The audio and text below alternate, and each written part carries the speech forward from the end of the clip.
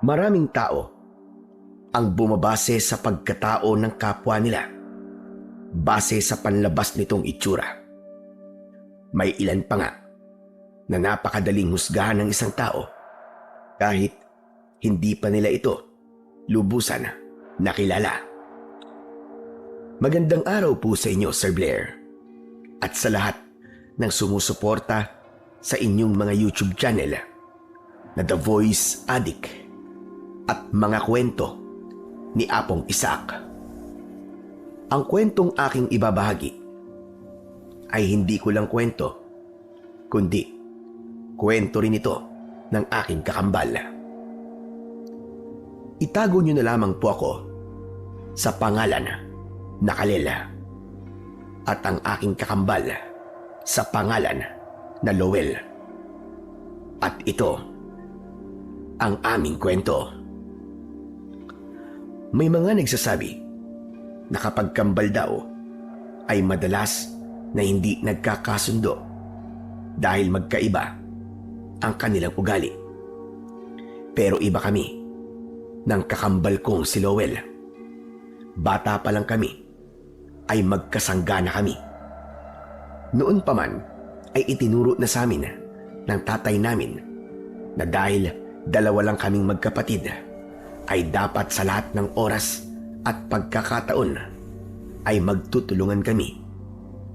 Ang tatay namin ay isang mahusay na manunugis ng mga aswang noong nabubuhay pa siya. Pero yun ay isang lihim lamang at kami-kami lang ang nakakaalam. Hindi kasi gusto ng tatay namin ang papuri bilang kapalit ng kabayanihan na kanyang ginagawa.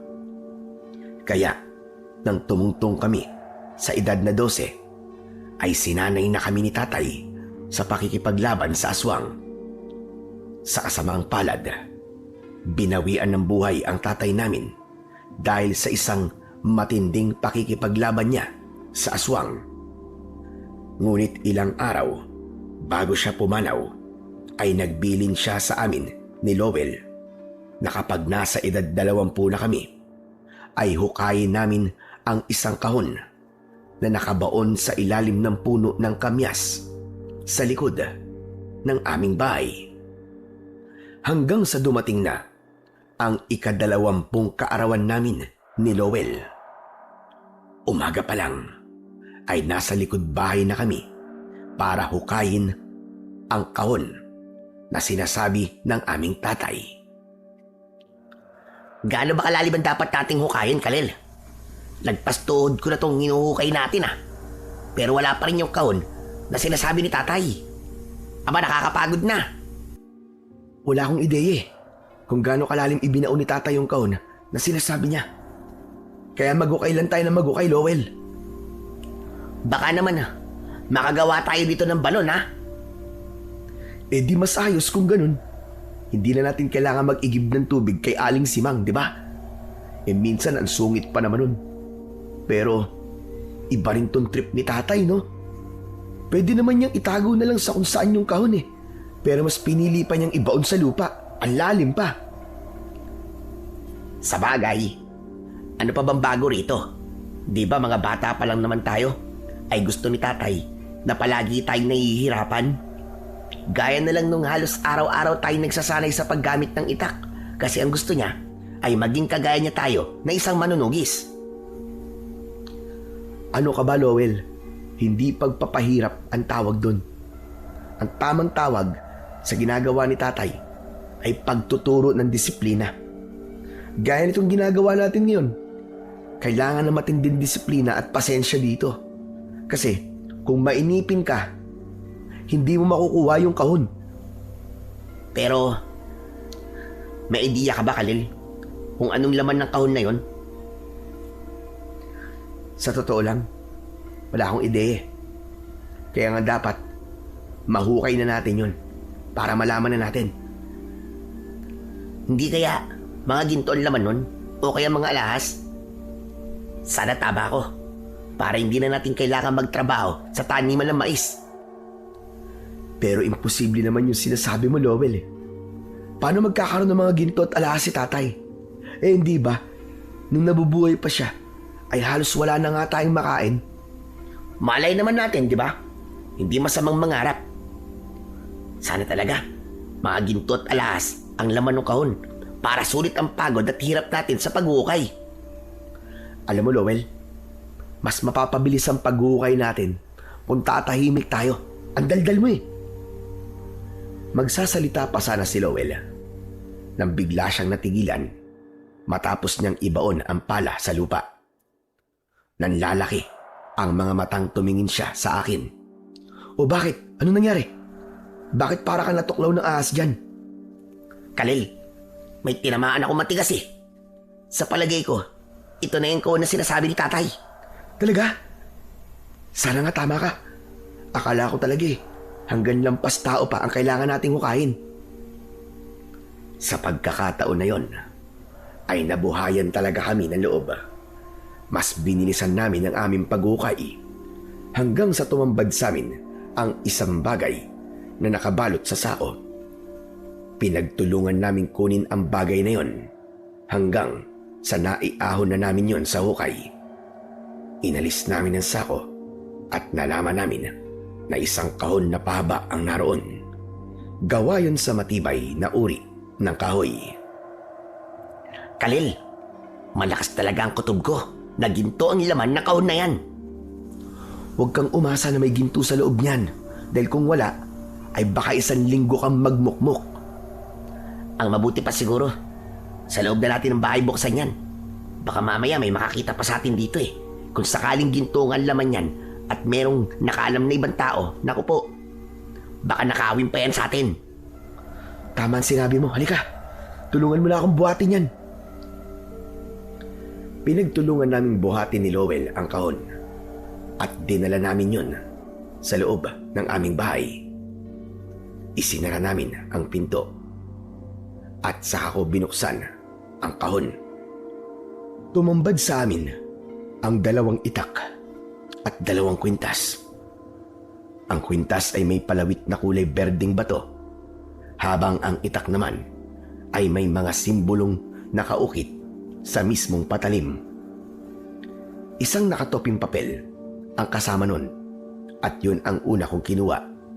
Nang buksan ko ang papel ay nalaman ko na sulat yun mula sa tatay namin. Ano yan?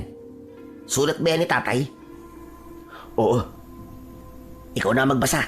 Makikinig na lang ako.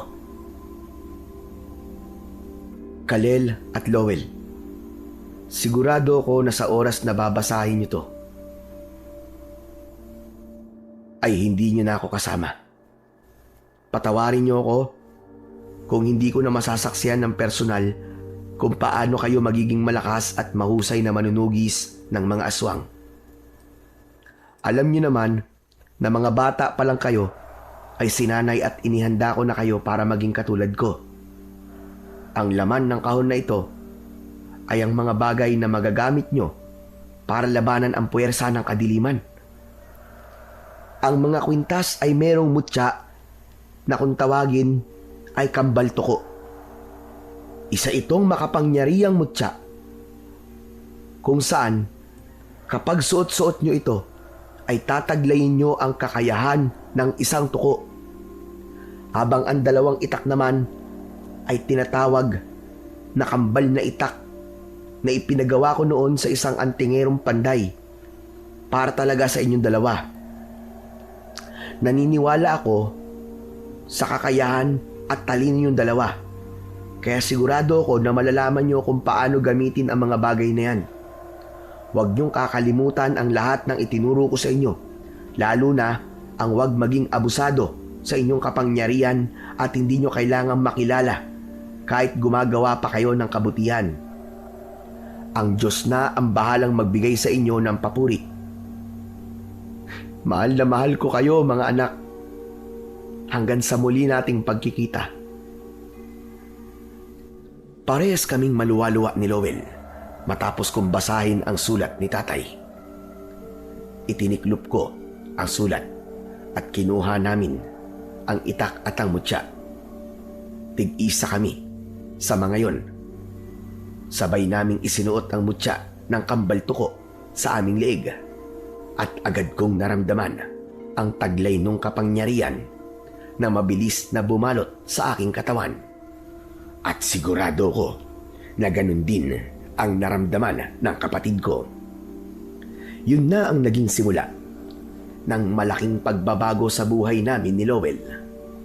Bilang pagpupugay sa alaala ng aming tatay, ay sinunod namin ang gusto niyang mangyari. Gamit ang sarili naming utak, taktika at kakayahan, ay natuklasan namin kung paano gamitin ang mutya ng kambal tuko at ang kambal na itak. Nag-umpisa na rin kaming magpalipat-lipat ng lugar ni Lowell. At ang pinupuntahan namin ay ang mga lugar na ginagambala ng mga aswang. Wala pang isang taon ay marami-rami na kaming natulungang baryo.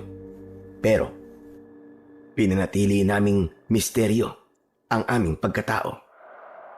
Walang nakakaalam na kami ay mga manunugis na kumakatay sa mga aswang. Ang gusto kasi namin ay mabuhay nang hindi nalalaman ng kahit na sino ang aming ginagawa. At naniniwala kami na darating ang araw na ang Diyos na ang magbibigay sa amin ng pagpapala at papuri. Isang umaga, naglalakad kami ni Lowell palayo sa isang baryo kung saan kagabi ay isang aswang ang aming pinatay. Tapos na ang misyon namin sa lugar na yon, kaya kailangan na naming umalis.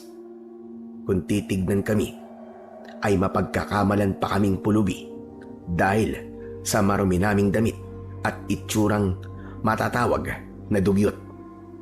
Sa likod namin ay may pasan kaming sako na hindi lang kung ano-anong gamit ang laman, kundi naroon din ang aming mga itak.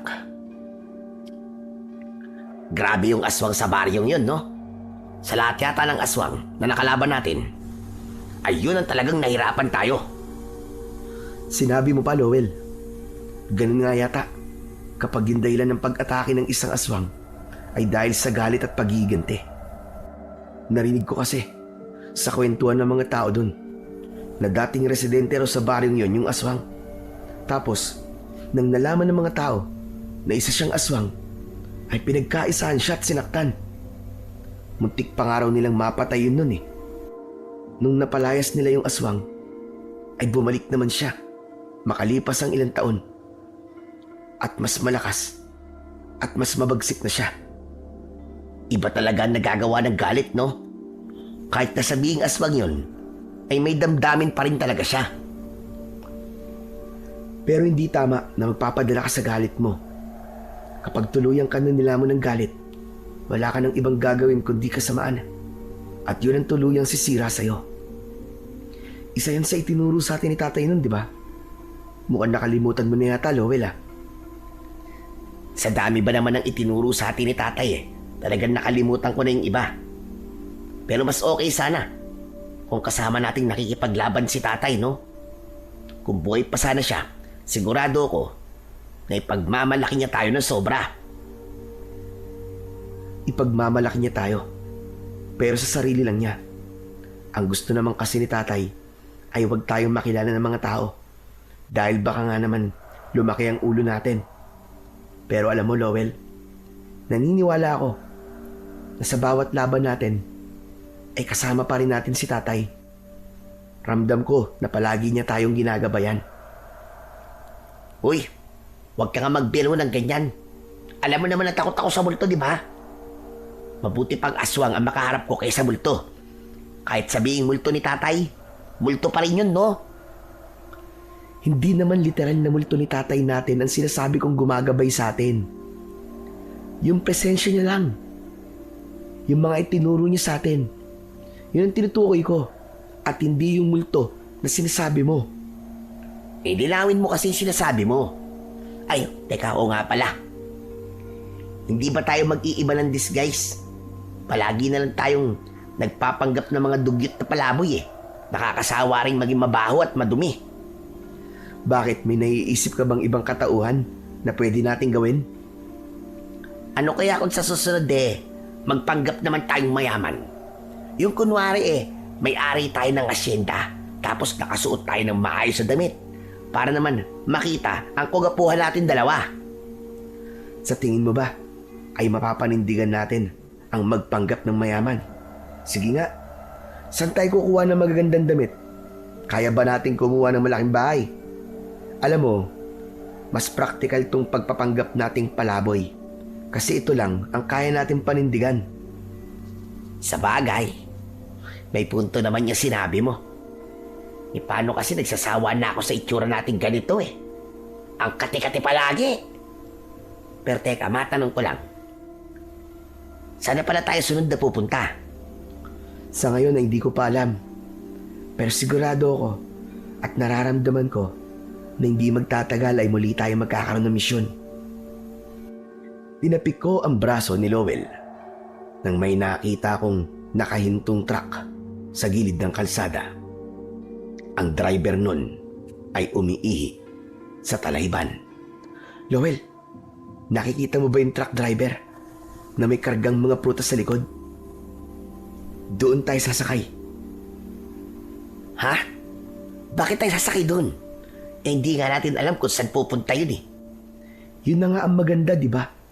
Yung hindi natin alam kung saan tayo dadali ng truck na yun. Hindi ka ba ba sanay sa ginagawa natin? Alam mo, mabuti pa, halika na. Hinawakan ko ang kamay ni Lowell at hinila ko siya papunta sa likod ng truck. Pinauna ko siyang sumakay bago ako sumunod sa kanya. Isiniksik at itinago namin ang aming sarili sa mga tiklis na naglalaman ng iba't ibang klase ng prutas. Hindi nagtagal ay umandar na ang truck at dahil sa pagod sa naging pakikipaglaban namin sa aswang ng nagdaang gabi ay hindi namin napigilan ang pagdapo ng antok at agad kaming nakatulog. Wala akong ideya kung gaano kami katagal nakatulog. Pero nang nagising ako, ay naramdaman kong gumagalaw ang truck pero hindi yon umaandar. Ginising ko si Lowell at nang bumaba kami ng truck ay doon namin nalaman na nakasakay kami sa barko. Talil, bakit tayo nakasakay sa barko? Huwag ka na maingay. Baka mamaya may makarinig pa sa'yo. Malamang ay sumakay sa barko ang truck na sinakyan natin. Ito na nga ba't sinasabi ko sa'yo kanina Hindi dapat tayo sakay ng sakay sa kung ano-anong sasakyan Paano kung dalhin tayo nitong barko sa malayong malayo? Sa ibang bansa? Sa China o kaya sa Japan? Alam mo ang OA mo. Masyado nang imposible ang sinasabi mo na yan Truck ng mga prutas lang ang sinakyan natin. Malamang ay magdi-deliver lang yan sa isang isla o kung saan lugar. Kaya kumalma ka lang. Ang mabuti pa, bumalik na tayo sa truck at baka dumaong na kung saan itong barko. Wala nang nagawa si Lowell, kundi ang sumunod sa akin. Nang bumalik ako sa truck, dahil nakaramdam na kami ng gutom, ay kumuha kami ng mansanas at yun ang aming kinain. Naglagay din kami sa aming sako ng ilang piraso ng iba't ibang prutas na naroon para meron kaming makakain sa ibang araw. Makalipas ang napakahabang oras, ay naramdaman naming dumaong na ang barko. Muling sumakay sa truck ang driver at umandar na yon palabas ng barko. Nang nakalabas na ng barko ang truck, ay naghintay kami na huminto yun at saka kami bumaba. Anong lugar na to? Nasaan na tayo, Kalil? Mukhang tama ang sinabi ko kanina. Nasa China o Japan na nga yata tayo. Sira ulo. Nasa Sibulan tayo. Basahin mo yung nakalagay dun sa barko. Parang tumawid lang tayo ng isla. Ganon? Sibulan ba to? Akala ko talaga nasa ibang bansa na tayo. Sayang, nakalibre sana. Paano? May naririnig kasi akong parang may nagsasalita ng ibang lengguwahe. Cebu nga, di ba? Malamang may ibang salita rito gaya ng Bisaya. Ang mabuti pa mag-ikot-ikot na muna tayo, Lowell. Alamin natin ang nangyayari sa paligid kung kailangan ba nila ng tulong natin. Naglakad-lakad muna kami ni Lowell at naging mapagmatsyag kami sa paligid. Lalo na sa mga taong nagkikwentuhan. Nang may nakita kaming maliit na karinderya, ay kumain muna kami doon. At habang kumakain kami, ay may narinig kaming nag-uusap sa tabi namin. Ayon sa kanila, ay may mga aswang daw na sumasalakay at may binanggit silang baryo.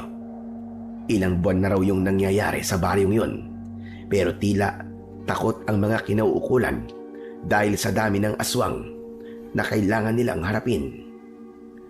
Nagkatinginan kami ni Lowell at kahit walang salitang lumalabas sa bibig namin, ay alam naming isang panibagong misyon ang kailangan naming tapusin. Pinuntahan namin ni Lowell ang baryo na sinasabing inaatake ng mga aswang. Halos paggabi na nang nakarating kami roon. Kapansin-pansin, nakakaunti ang mga taong nasa labas ng sandaling yon. Mukhang totoo nga na may mga aswang na sumasalakay dito. Tignan mo, at 6:00 pa lang ng gabi, pero halos wala na akong nakikitang tao sa labas. Tama ka dyan, Khalil. Saka parang lahat ng tao ay nagmamadali at natatakot. Pero totoo kaya yung narinig natin doon sa mga kumakain sa karinderya na maraming aswang ang nandito? Hindi ko alam, Lowell. Pero kung totoo yun, ibig sabihin ay ito ang unang beses na makikipaglaban tayo sa maraming aswang. Lahat kasi ng mga lugar na pinuntahan natin dati ay isang aswang lang ang nakakaharap natin. Kaya natin to. 2 lang tayo tapos maraming aswang. Hindi kaya dito na tayo mamamatay? Bakit ba palagi kang natatakot, ha? Palagi nilang negative ang iniisip mo. Tsaka alam mo, kahit gaano pa sila karami, kung meron naman tayong paniniwala sa Diyos at meron din tayong mutya tapos ang data, hindi sila uubra sa atin kahit 2 lang tayo. Yan ang tatandaan mo. Sinasabi ko lang naman ang posibleng mangyari. Kumbaga, advanced thinking. Ewan ko sa'yo, may pa-advanced thinking kapag nalalaman dyan. Basta, ang gawin natin, kailangan mas maging handa tayo. Saka magtiwala tayo sa sarili nating kakayahan. Basta magkasama tayong 2, ay walang aswang ang hindi natin kayang talunin at patayin. Pero, saan kaya tayo pwede magpalipas ng gabi, no? Hindi ba palaboy tayo? E di kung saan-saan na lang. Ayun o, may lumang bahay doon. Doon na lang tayo. Sigurado ako na walang nakatira doon. Pinuntahan namin ang lumang bahay na sinabi ni Lowell. Sabay kaming pumasok ni Lowell doon at pinagmasdan namin ang kabuuan nun. Isa yung maliit na kubo. Mukhang wala na ngang nakatira doon dahil kahit merong mga gamit ay wala naman sa kaayusan ang mga yon. Puno ng alikabok ang bawat sulok at halatang ilang taon nang napabayaan yun. Humiga si Lowell sa papag at umunan siya sa sarili niyang braso. Hoy, anong ginagawa mo dyan? Nakahiga. Matutulog. Ano pa ba? Ipapaalala ko lang sa'yo na wala tayo rito para magpahinga. Pwede ba, Khalil? Huwag kang masyadong seryoso sa ginagawa natin. Sa kakarating lang natin dito eh. Nakakapagod din yung nakasakay tayo sa truck tapos hindi tayo komportable. Kaya mas maganda na makapagpahinga man lang tayo. Kahit sandali lang. Ikaw ba, hindi ka ba inaantok? Ikaw ang bahala kung gusto mo matulog. Lalabas lang ako sandali at magmamatsyag ako sa paligid. Mag-iikot-ikot lang ako. Hindi mo ba talaga gusto magpahinga muna?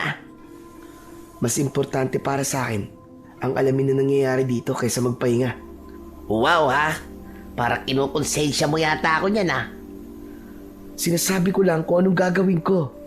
Pero kung gusto mong magpahinga at matulog, bahala ka sa buhay mo. Lumabas na ako ng bahay na yon at nagsimula akong maglakad-lakad. dinala ko ang sako para kung sakaling merong makakita sa akin ay hindi sila maghihinala kung ano ang aking ginagawa.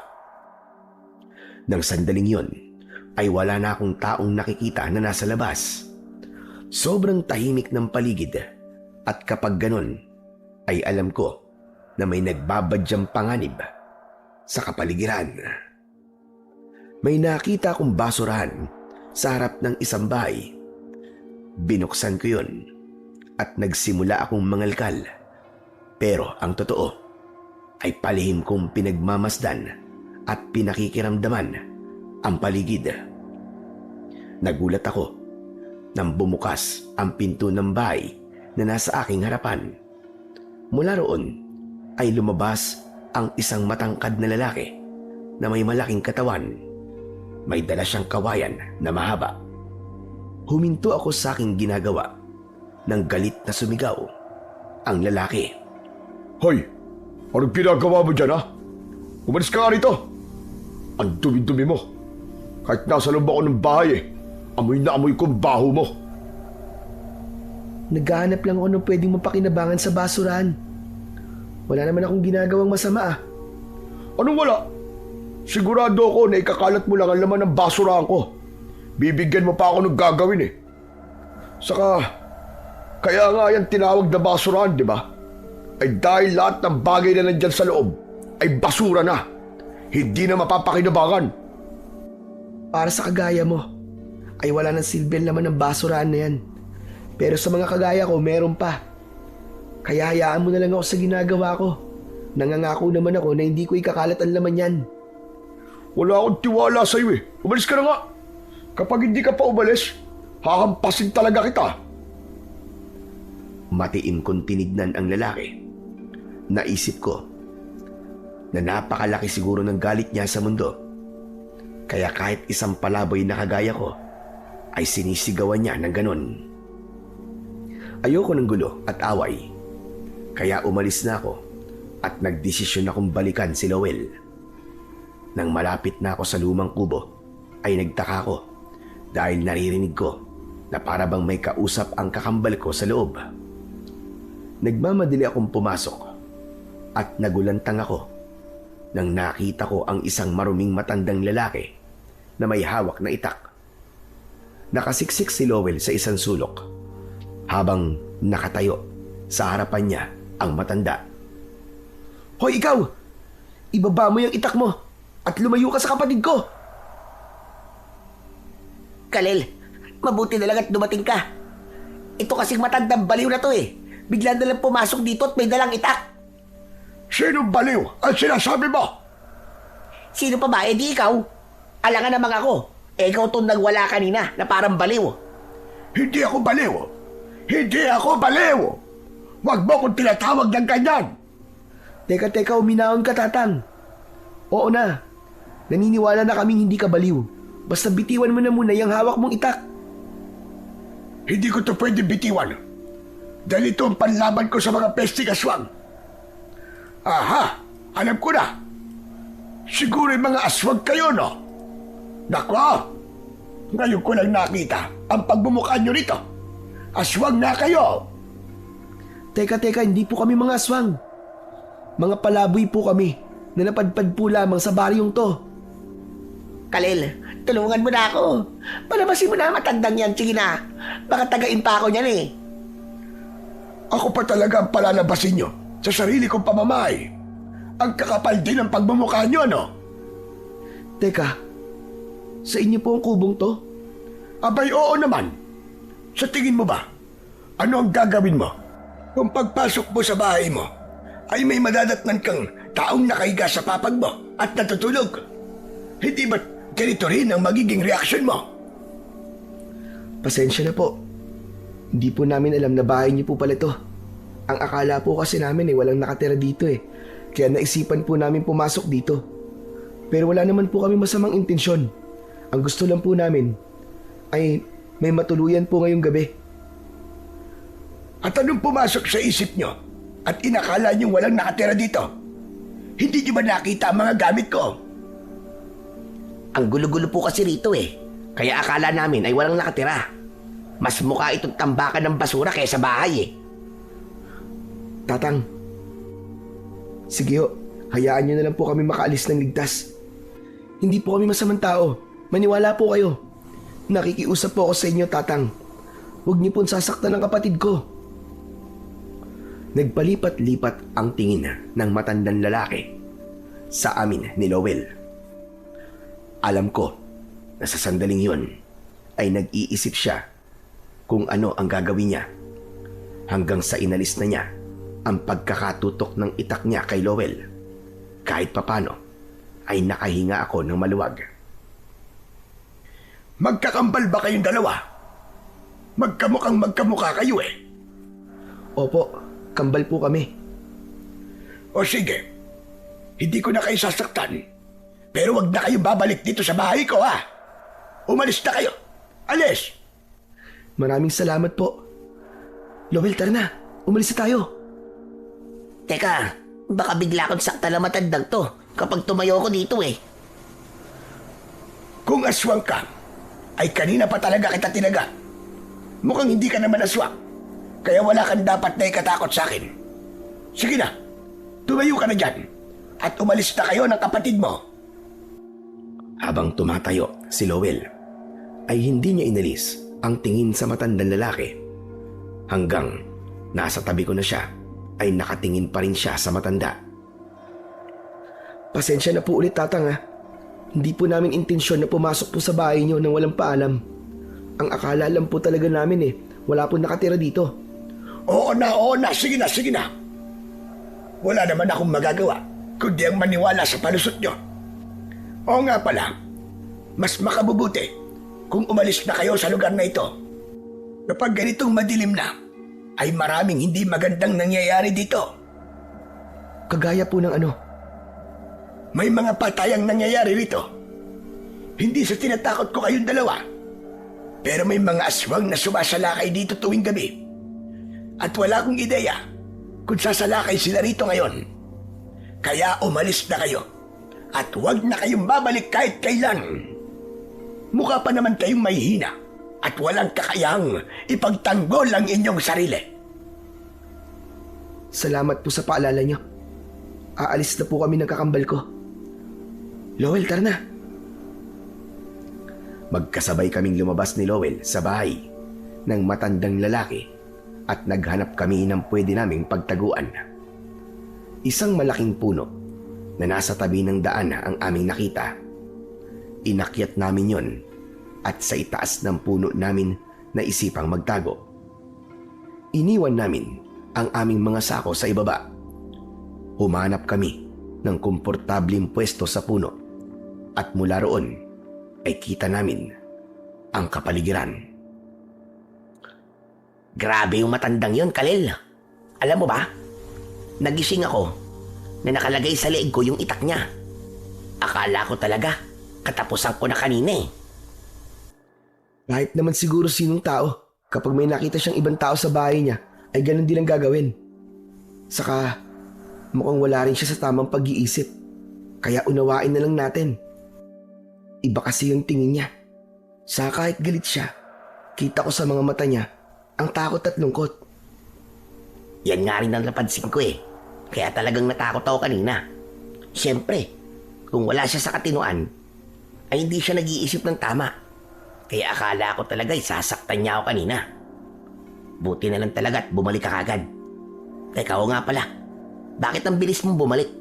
Akala ko ba'y mag-iikot-ikot ka rito? Paano ba naman? Habang naghahalukay ako ng basurahan, ay may mayabang na lalaki na nagpaalis sa akin. Akala mo kung sino eh. Di dapat pinatulan mo. Sinampulan mo sana ng galing mo sa pakikipaglaban. Lowell, mga aswang lang nabanta sa buhay ng mga tao ang nilalabanan natin. At hindi ang mga tao. Isa pa, kung nilabanan ko yung lalaki na yun, ay paniguradong magtataka siya kung bakit ako may ganong kakayahan. Sa bagay, hindi nga pala pwedeng malaman ng mga tao kung anong kaya natin gawin. Dapat ay isipin nilang mahina tayo at wala tayong kalaban-laban.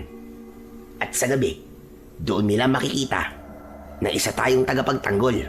Yun nga lang, hindi pa rin nila malalaman ang tunay nating pagkatao.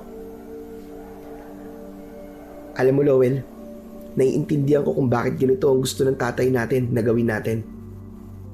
Kung wala nga naman makakakilala sa atin, hindi tayo magiging mainit sa mata ng mga aswang. Hindi nila masasaktan ng mga taong malapit sa atin. Kahit si tatay, wala ring nakakaalam ng ginagawa niyang pakikipaglaban nun sa mga aswang, maliban sa ating dalawa. At sa ganung paraan, nagawa niya tayong protektahan. Oo nga, no? Ang talino mo talaga, Khalil. Ang galing mong intindihin ng mga bagay. Lalo na yung parang ang hirap maintindihan. Napahinto ang pag-uusap namin nang mula sa kung saan ay may narinig kaming pag-angil na tila ba mula sa isang mabangis na hayop. Ngunit alam ko na hindi yun mabangis na hayop, kundi isang aswang. Mula sa hindi kalayuan ay isang aswang ang aming nakita.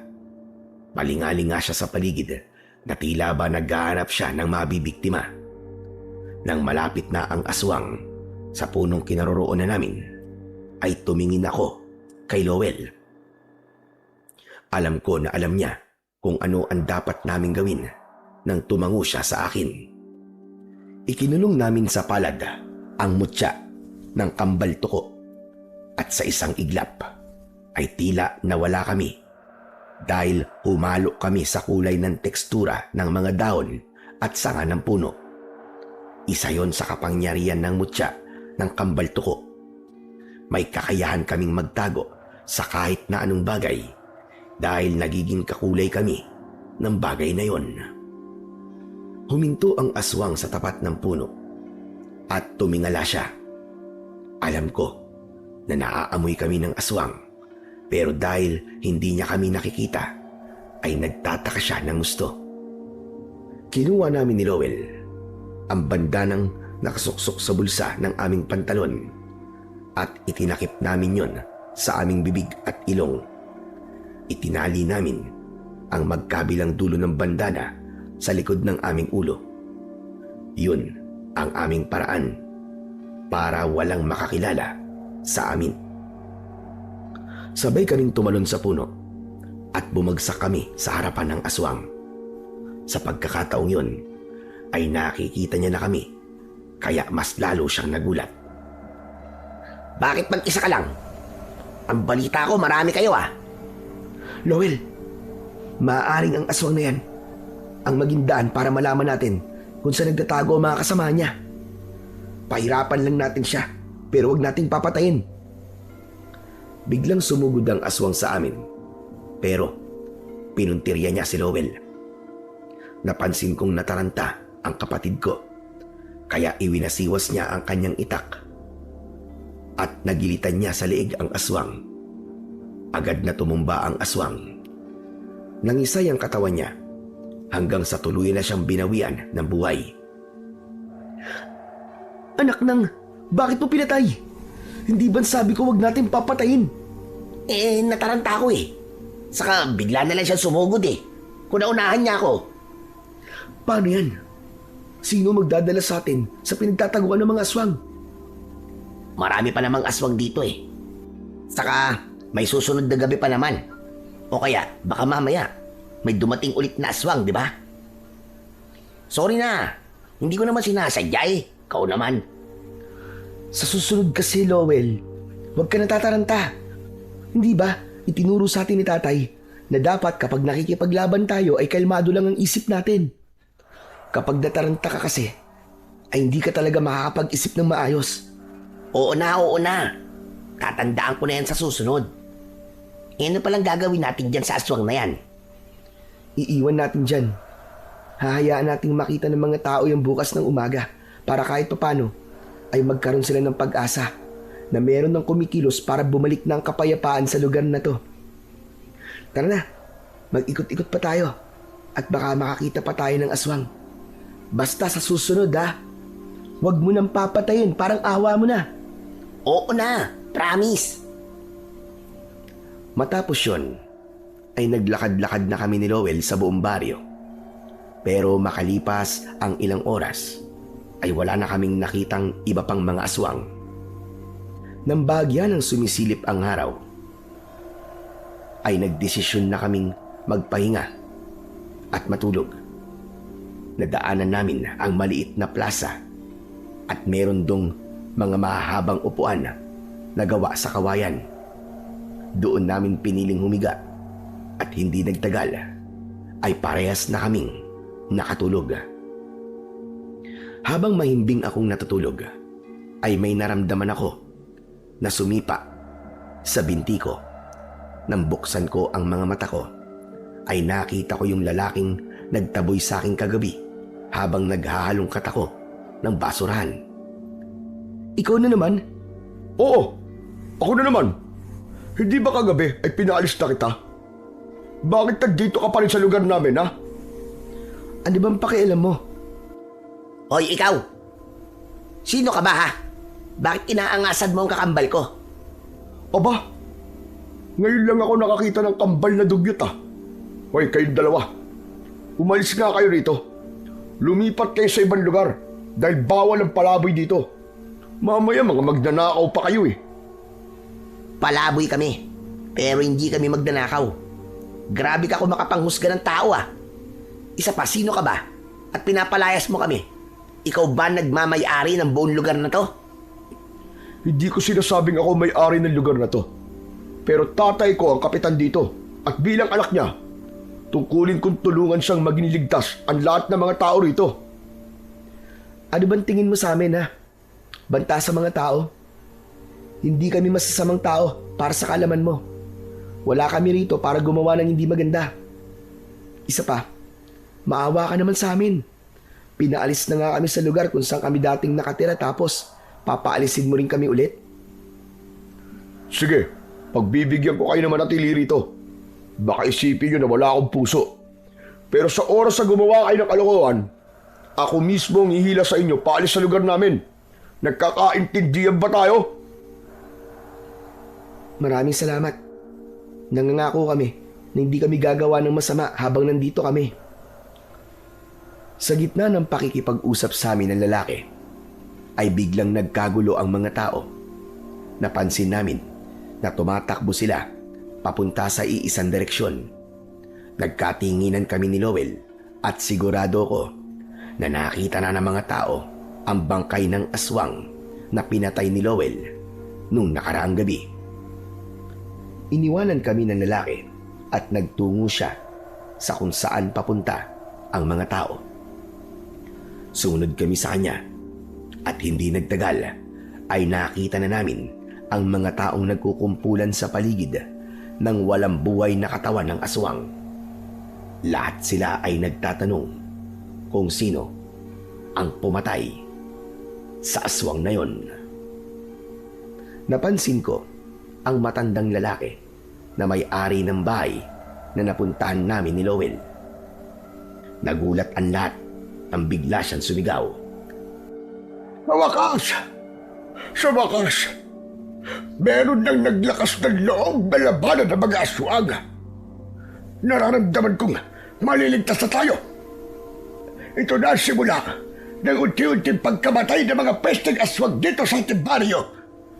Meron na tayong tagapagtanggol! Hoy! Tatang Erning! Tumahimik ka nga dyan! Hindi porke may pinatay na aswang ay meron na kagad tagapagtanggol. Huwag mong bigyan ng walang pag-asa mga tao dito. Sa bagay, wala namang maniniwala sa iyo eh. Dahil baliw ka. Hindi mo ba nakikita, Baldo? Sa ilang buwan ng pagsalakay ng mga aswang dito sa atin, kahit isa ay walang naglakas ng loob na labanan sila. Kahit ang mga tanod dito ay takot na harapin ang mga pisting yawang aswang na yan. Hindi ba? Dapat tayong matuwa na may isang aswang ang pinatay. Isa itong magandang sinyalis. Tumahimik ka, baliw! Pinagtawanan ng mga tao si Tatang Erning. May awa akong naramdaman para sa matanda. Sa totoo lang ay may katotohanan ang sinabi niya. Pero dahil nga sa may kakulangan siya sa pag-iisip, tila lahat ng lumalabas sa bibig niya ay pinagtatawanan lamang at hindi pinaniniwalaan. Lumayo na kami ni Lowell sa kumpulan ng mga tao. Nagsimula na kaming maghalungkat sa mga basurahan ng mga bagay na maaari naming ipagbenta kung sakaling mayroong junk shop sa lugar na yon. Alam mo, hindi ko alam kung sino ang totoong baliw. Yung matandang lalaki ba? O mga tao rito? Lalo na yung lalaki na nagpapaalis sa atin dito. Nako, bakit imbis na matuwa sila na may pinatay na aswang, ay para bang hindi ganun ang nararamdaman nila eh. Siguro ay hindi sila makapaniwala na mayroong maglalakas ng loob na labanan ng mga aswang dito.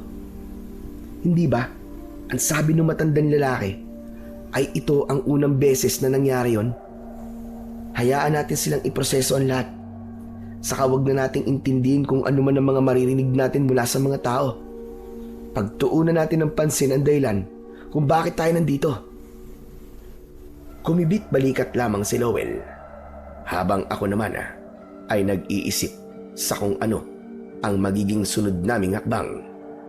Kung totoong maraming ang aswang sa lugar na yon, ay mukhang matatagalan pa bago namin matapos ang aming misyon. Pero nangako ako sa akin sarili na hindi kami aalis ni Lowell sa lugar na yon nang hindi ligtas ang lahat ng taong naroroon. Sumapit na naman ang gabi. Gaya ng unang gabi namin doon, ay wala na namang kahit isang tao ang nasa labas. Parehas kaming tahimik ni Lowell. Pinapakiramdaman namin ang paligid upang agad naming malalaman kung sakaling may aswang sa paligid. Muntik na kaming mapasigaw nang biglang sumulpot sa harapan namin yung matandang lalaki. Namimilog ang kanyang mga mata habang may hawak siyang itak. Ikaw na naman? May dala ka pang itak ha? Anong gagawin mo sa amin? Lumayo ka. Baka mamaya bigla mo kaming tagain eh. May nakita akong mga aswang. Hindi kayo ligtas dito sa labas. Ano ka mo? Nasaan ang mga aswang? Siniko ko bigla ang braso ni Lowell para iparating sa kanya na hindi pwedeng malaman ng matandang lalaki na nakikipaglaban kami sa aswang. Bakit kailangan mo pang malaman kung nasaan ang aswang? Bakit? Lalabanan niyo ba sila? Ha? Hindi po. Tinanong ko lang para maiwasan namin yung lugar na kinaroroon na nila. Mga duwag pala kayo. Sa bagay, unang tingin ko pa lang talaga sa inyo ay alam kong wala kayong kakayahan na makipaglaban sa mga aswang. Mukha kayong mahihina. Wow ha? Grabe naman po kayo kung makapagsalita sa amin, nakakambal ko. Ikaw rin naman po Sa payat niyong yan ay halatang wala kayong kalaban-laban kahit pa sa pinakamahinang uri ng aswang. Ang dami mo sinasabi. Halika kayo. Sumama kayo sa bahay ko. Mas ligtas kayo ron. Tara na. Biglang hinawakan ng matandang lalaki ang mga braso namin ni Lowell at hinila niya kami. Wala na kami nagawa kundi ang sumunod sa kanya hanggang sa nakarating kami sa kanyang bahay. Nagmamadali niyang isinarado ang pinto at umupo siya sa papag. Habang kami naman ni Lowell ay nakatayo lang dahil hindi namin alam kung ano ang gagawin namin. Bakit niyo pala kami tinutulungan, Tatang? Hindi po ba? Pinaalis mo kami nung nandito kami sa bahay mo? Dahil naaawa ko sa inyong dalawa.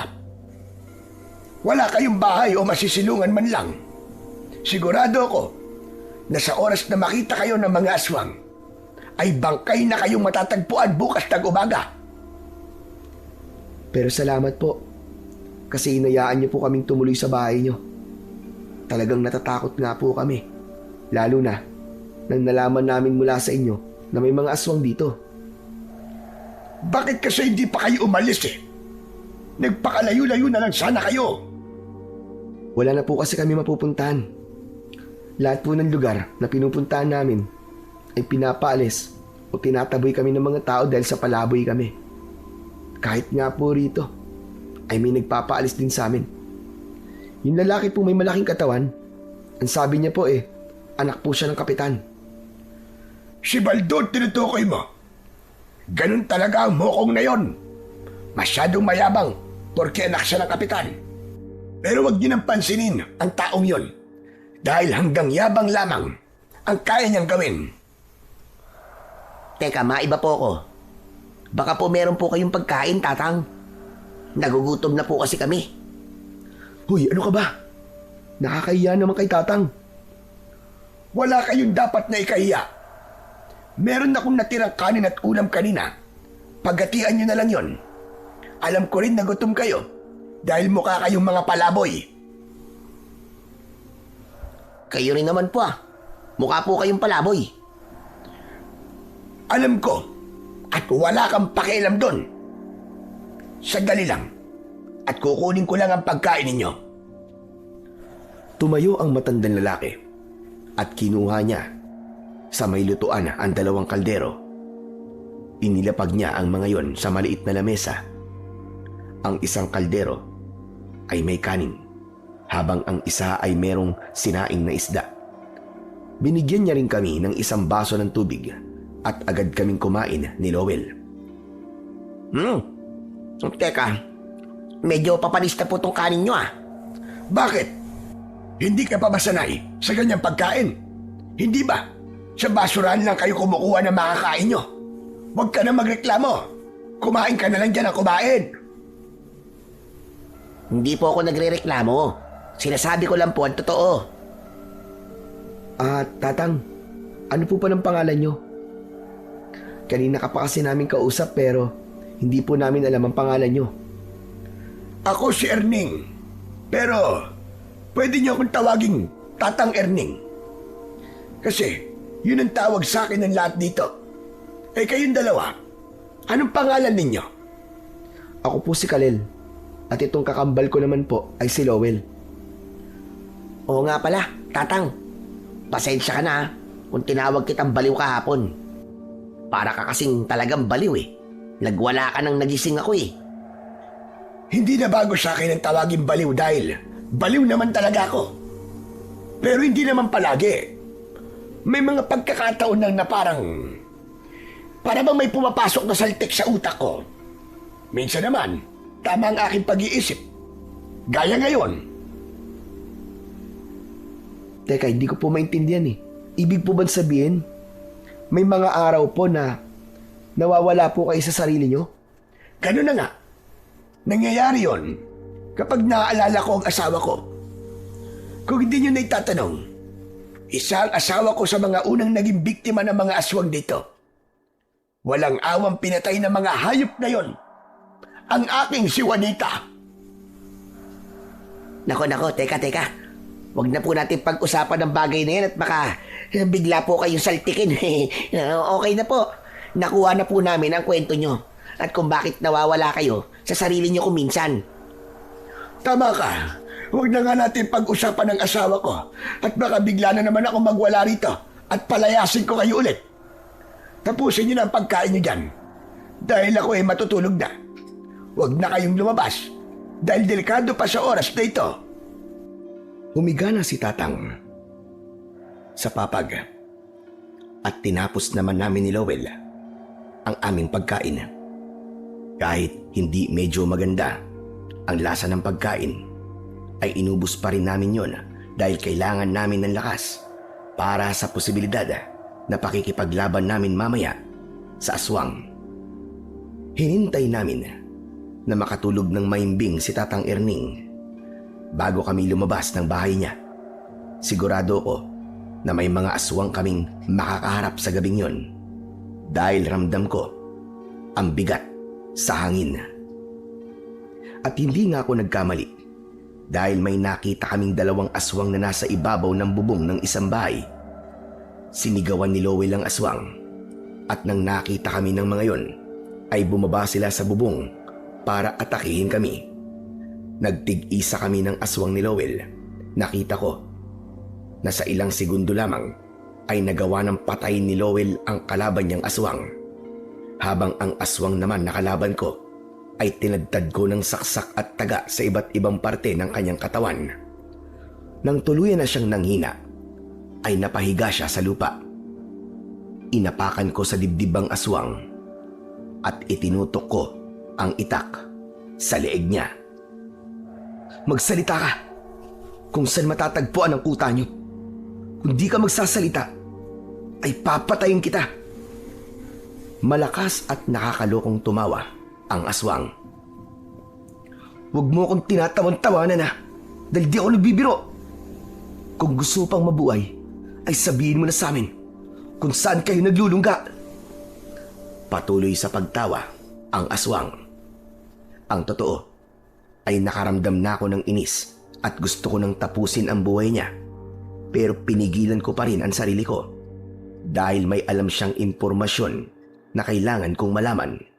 Laking gulat ko nang biglang sinaksak ni Lowell ang aswang sa tapat mismo ng nguso nito. Yan ang dapat sa'yo, lintik ka. Di tumigil ka rin sa pagtawa. Ano na namang ginawa mo?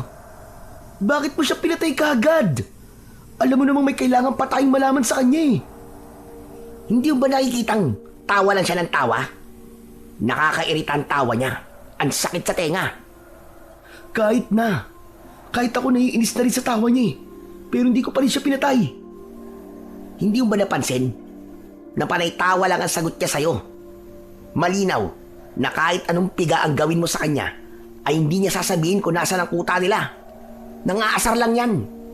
At malamang, lahat ng aswang na makakaharap natin ay ganyan din ang gagawin. Hindi sila magsasalita kahit pagbantaan pa natin ang buhay nila. Hindi ako nakapagsalita matapos nasabihin yun ni Lowell. Napagtanto ko kasi na meron siyang punto at ang plano ko na pilitin ang mga aswang na ituro kung nasaan ang kuta nila ay hindi uubra. Bigla kong luminga sa paligid nang may naramdaman akong parang nakatingin sa amin ni Lowell. Namilog ang mga mata ko nang nakita ko si Tatang Erning na nasa likod ng isang puno. Nakatingin siya sa amin ni Lowell at sigurado ko na nakita niya ang ginawa naming pakikipaglaban sa mga aswang. Nang nalaman ni Tatang Erning na nakatingin ako sa kanya, ay bigla siyang tumakbo papalayo. Napapitlag ako nang tapikin ni Lowell ang balikat ko. Hoy! Anong nangyari sa'yo? Bakit para kang natuklaw ng ahas? Si Tatang Erning. Anong meron kay Tatang Erning? Nakita niya tayo, Lowell. Nakita niya na pinatay natin ang mga aswang na yan. Ano? Paano mangyayari ang sinasabi mo? Nasa bahay niya si Tatang Erning, di ba? Hindi ba't umalis tayo ron na tulog siya? Ang lakas pa nga ng hilik niya eh. Sigurado ako, Lowell. Nakita ko si Tatang Erning. Nasa likod siya kanina ng puno na yun, oh. Nang nakita niyang nakatingin ako sa kanya, bigla siyang tumakbo. Bakit ka ba kinakabahan ha, Kalil? May takip ang kalahati ng mukha natin at medyo madilim pa dito sa kinatatayuan natin. Sigurado ako na hindi tayo nung nakilala. Sa kamatanda na yun, malabo na ang mga mata nun. Sana nga, dahil kapag nakilala tayo ni Tatang Erning, hindi tayo sigurado kung ligtas ba ang sikreto natin sa kanya at kung kaya ba niya yung itago. Malalaman natin yan kapag nakausap na natin siya. Ang mabuti pa, umuwi na tayo sa bahay niya. Pero nung sasabihin natin sa kanya, magtataka yun kasi nagising siyang wala tayo sa bahay niya. Akong bahala. Magaling akong gumawa ng palusot. Nang sandaling yun, ay ibinigay ko ang buong tiwala ko kay Lowell. Hinubad na namin ang aming bandana na nakatakip sa aming muka at binalikan namin ang damit na ginagamit namin para magmukha kaming palaboy. Itinago namin yon sa loob ng isang makapal na halaman. Nang nakapagpalit na kami ng damit, ay naglakad kami pauwi sa bahay ni Tatang Erning.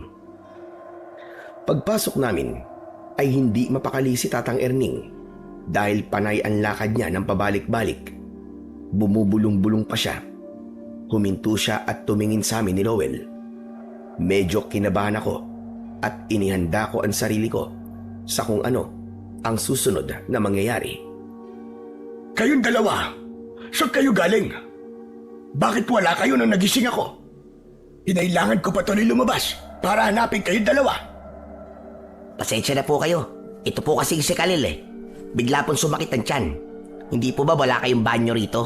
Nagganap pa po kami ng talahiban para mailabas ni Khalil ang sama ng loob niya. Hehehe. Huy, hindi totoo yan ha. Ano ka ba? Makisakay ka na lang. Ha? Opo, totoo po yun. Sumakit po siguro ang tiyan ko dahil medyo panis na po talaga yung kanin na pinakain niyo po sa amin kanina. Ganun ba? O sa sige, di bale. Ang importante ay ligtas kayo nakabalik dito. Pero mabuti nga at lumabas kayo. Dahil kung hindi, ay hindi rin sana ako lalabas ng bahay.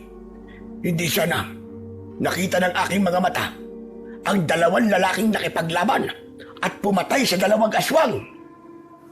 Talaga po? Nakita niyo na po mga tagapagtanggol ng baryong to? Oo, nakita ko sila. Mga itak ang gamit nilang sandata. Tapos meron silang suot na kwintas na para bang umiilaw ng kulay berde. Sa tingin ko agimat o kaya mutya ang bagay na yun. Sigurado po ba kayo sa sinasabi niyo, Tatang? Hindi po kaya namamalikmata lamang kayo? Bakit ba ayaw niyong maniwala sa sinasabi ko, ha? Iniisip niyo ba na inaabot na naman ako ng pagkabaliw ko? Matino ang utak ko sa oras na ito. Kaya alam ko na totoo ang mga sinasabi ko. Opo. Naniniwala na po kami sa inyo, Tatang. Huwag na po kayong magalit. Sayang. At hindi niyo sila nakita. Diyos ko. Maraming salamat po. Ang buong akala ko ay pinabayaan niyo na ang aming baryo. Salamat, Panginoon, dahil nagpadala kayo ng tagapagtanggol namin laban sa mga aswang.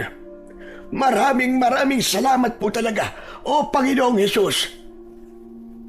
Sa sobrang kasiyahan ni Tatang Erning, ay napaluhod pa siya habang magkasalikop ang kanyang mga kamay. Nagkatinginan kami ni Lowell. Alam kong parehas kaming nabunutan ng tinik sa dibdib dahil hindi nakilala ni Tatang Erning ang dalawang tao na nakita niyang nakipaglaban sa mga aswang. Kinabukasan ng umaga ay nagulat na naman ang mga tao nang nakita nila ang dalawang bangkay ng aswang. Halos lahat ay nagtataka kung sino nga ba ang pumapatay sa mga aswang na kinatatakutan nila. Nanatiling tikom ang bibig namin ni Lowell. Hindi namin kailangang ipagsigawan na kami ang kanilang tagapagtanggol. Sapat na sa aming makita na kahit papano ay unti-unting nagkakaroon ng pag-asa ang mga tao na malapit nang bumalik ang kapayapaan sa kanilang lugar. Tanghaling tapat na, pero abala pa rin kami ni Lowell sa paghahanap ng mga mapapakinabangan sa mga basurahan. Habang naglalakad kami, ay napag-usapan namin ang nangyari noong nakaraang gabi. Akala ko talaga mabibisto na tayo ni Tatang Erning kagabi. Mabuti na lang at hindi niya tayo nakilala. Ikaw lang naman Masyado kang kinakabahan Saka sabi ko na sa'yo, ako ang bahala. O di ba? Naniwala siya sa palusot na inimbento ko. Oo nga. Pero talagang dapat bang sabihin mo na nagbawas ako sa kung saan? Hayaan mo na. Ang importante, nakalusot tayo, di ba? Pero alam mo, naaawa ko kay Tatang Erning. Biruin mo, pinatay pala ng aswang ang asawa niya. Kaya siya nawala sa katinuan. Kaya nga nang nalaman ko ang kwento niya, ay naintindihan ko na ang pinagdadaanan niya. Sigurado ako na mahal niya ang asawa niya. Kaya kung minsan ay nawawala siya sa kanyang sarili. Kaya hindi natin dapat pinagtatawanan ang mga kagaya ni Tatang Erning. Mas maganda kung uunawain natin sila. Dahil madalas ay may masakit na dahilan kung bakit sila nagkaganon. Tama yung sinabi mo. Pero sa tingin mo, hanggang kailan kaya tayo rito sa lugar na ito? Kailan kaya natin mauubos yung mga aswang na narito? Yan hindi ko kayang sagutin, Lowell. Wala kasi tayong ideya kung gaano pa karami ang aswang na kailangan natin patayin. Tapos sabi mo nga, parang lahat ng aswang ay walang planong sabihin sa atin kung nasaan ang kuta nila. Kahit pahirapan at takutin pa natin sila ng gusto. Etong ginagawa natin, hanggang kailan natin to gagawin? Anong ibig mong sabihin? Itong pagiging manunugis natin, ang sinasabi ko. Hanggang kailan tayo magiging ganito? Bakit, Lowell? Napapagod o nagsasawa ka na ba sa pagiging manunugis? Hindi naman, Kalel. Pero hindi mo ba pinangarap na magkaroon ng normal na buhay? Yung babalik na tayo sa bahay natin at magtatrabaho tayo ng maayos. Yung mamumuhay tayo gaya ng iba. Siyempre gusto ko rin mamuhay ng normal. Pero itong ginagawa kasi natin ngayon, ang gusto ni tatay na gawin natin dalawa. Alam ko na malaki ang tiwala niya sa atin. Kaya niya ibinigay sa atin ang tungkulin na to. Pero kung hanggang kailan natin to gagawin, hindi ko rin alam. Siguro kapag hindi na kinailangan ng mga taong tulong natin, o kaya may ibang dumating para ipagtanggol ang mga tao mula sa mga aswang. Napahinto kami sa paglalakad nang nakita namin si Tatang Erning na nasa gitna ng daan at sumisigaw. May ilang mga tao na nakatingin sa kanya. Nagbubulungan ng ilan habang ang iba ay pinagtatawanan siya.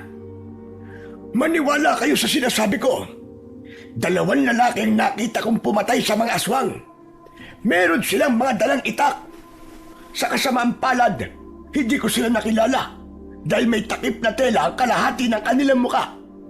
Ngunit ganun pa man, dapat tayong matuwa dahil hindi na natin kailangan matakot sa mga aswang. Meron na tayong mga tagapagtanggol.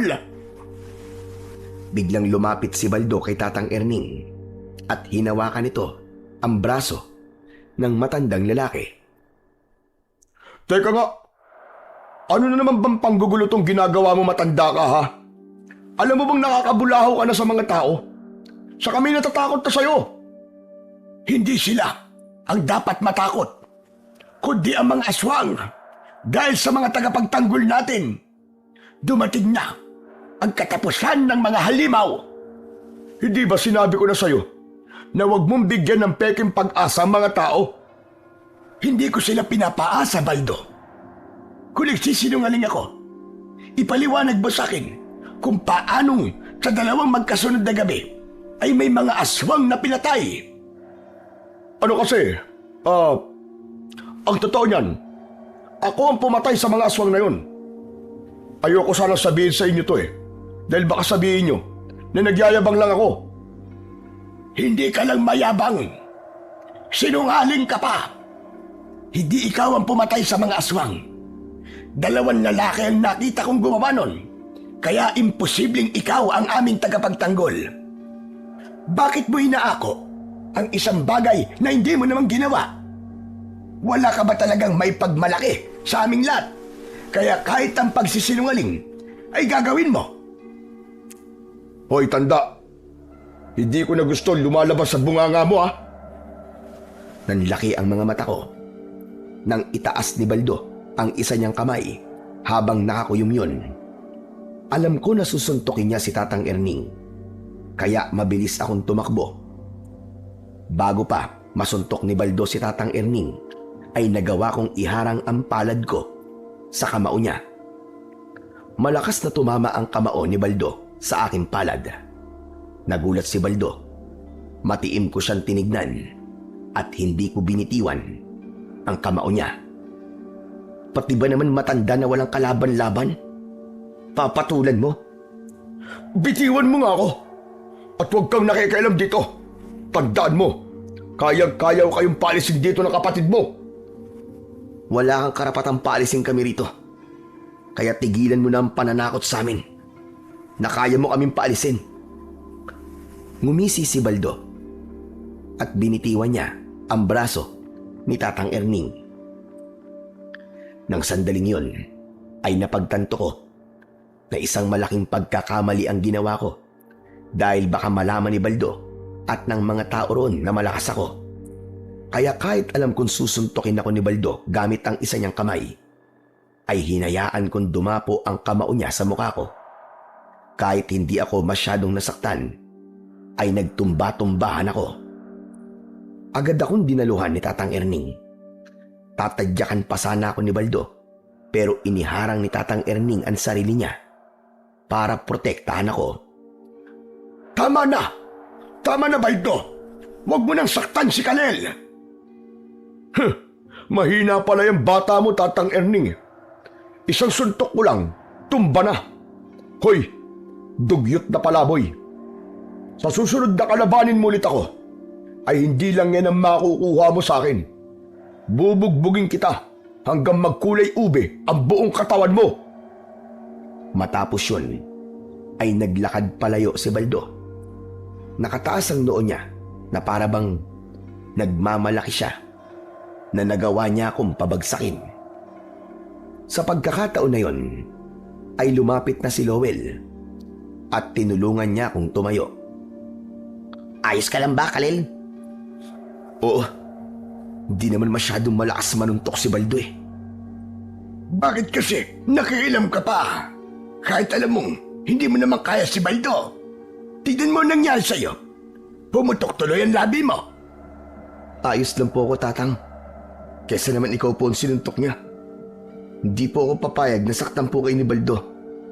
Dahil malaki po ang utang na loob namin sa inyo ni Lowell. Sa dami po ng tao rito, ikaw lang po tumanggap sa amin dalawa.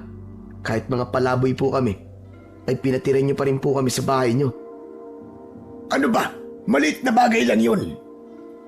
Ayoko kasi na may mabibiktima pa ang mga aswang na yun at gagawin nila sa iba ang ginawa nila sa asawa ko. Sa kasino pa ba magtutulungan kundi tayo-tayo lang na mga mukhang dugyot at palaboy? Natawa kami ni Lowell sa sinabing yun ni Tatang Erning.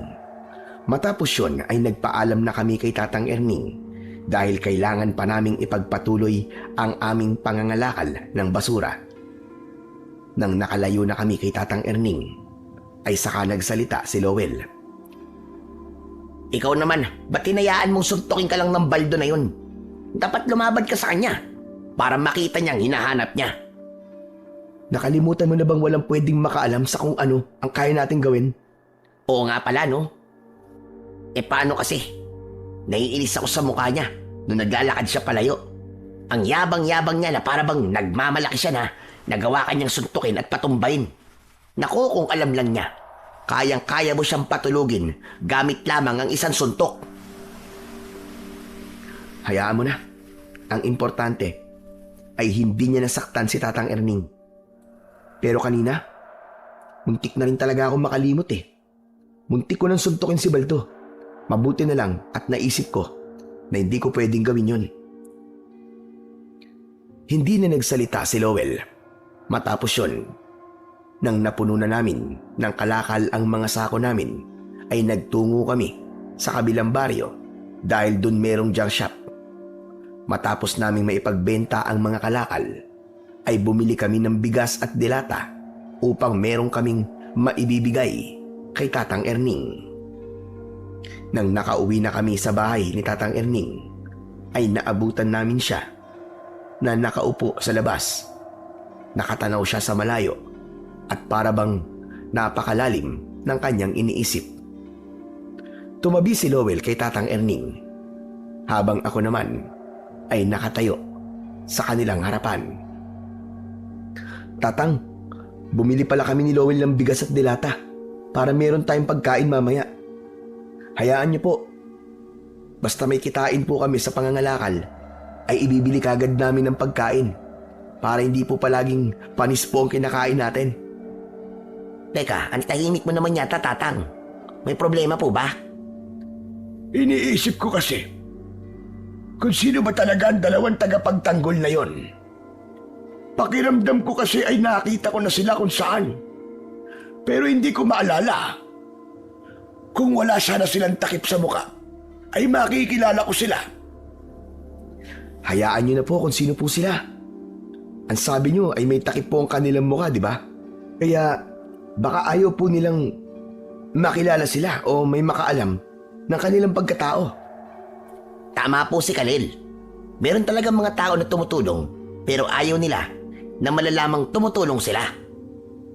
Bagya akong kinabahan nang biglang tumingin si Tatang Erning kay Lowell. At pagkatapos ay sa akin.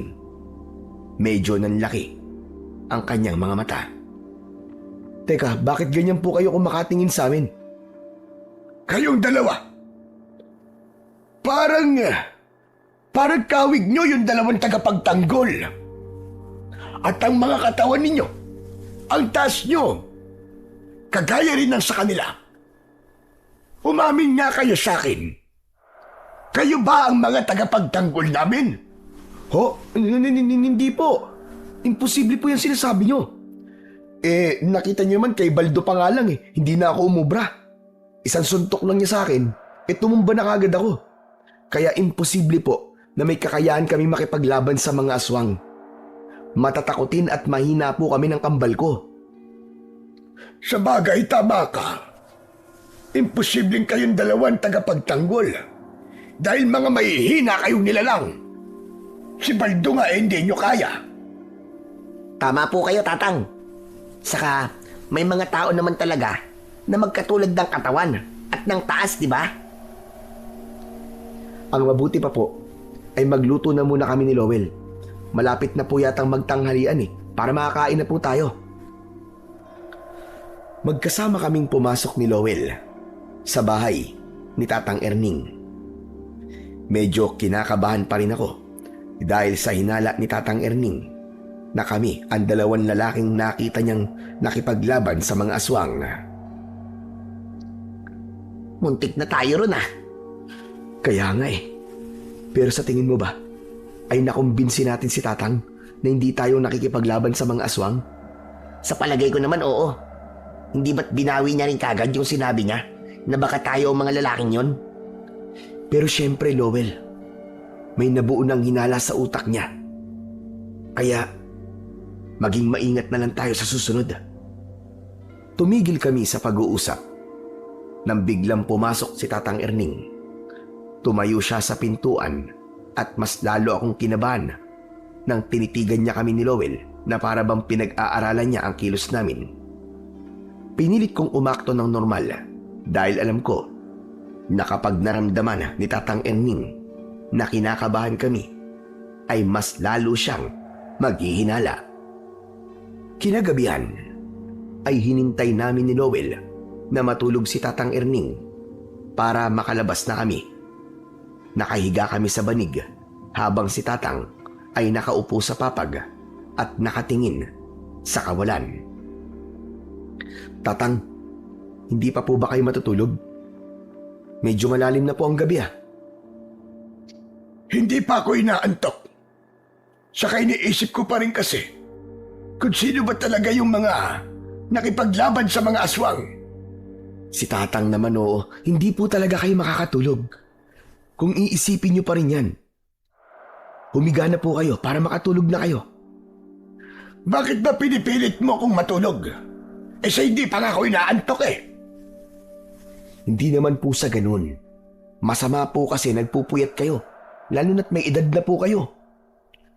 Oo nga pala. Tama ang sinabi mo na yan. Ang dapat sa mga kagaya kong matanda na ay natutulog ng maaga para humaba pa ang buhay. Salamat sa payo mo. Nagkatinginan kami ni Lowell nang humiga na si Tatang Erning. Naghintay pa kami ng ilang minuto hanggang sa narinig na namin ang malakas na paghilik niya. Tahimik kaming bumangon at lumabas.